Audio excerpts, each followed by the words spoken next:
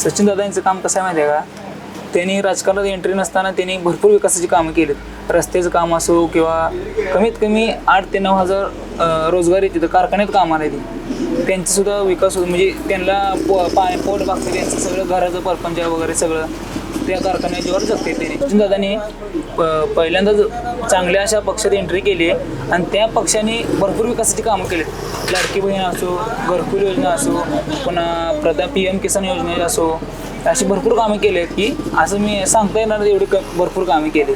तर मी सांगू इच्छितो की एवढंच की आमचं मत हे कायम सचिन दादा माघार असणार आहे आणि आमचं मत आम्ही वाया जाऊ देणार नाही आणि सचिन दादा 100% निवडून येणार आहेत, एवढी गॅरंटी आहे. आमचं मत विकासाला आणि भाजपला. लक्षात ठेवा, येत्या 7 तारखेला कमळ या चिन्हासमोरील बटन दाबून प्रचंड बहुमतांनी विजयी करा.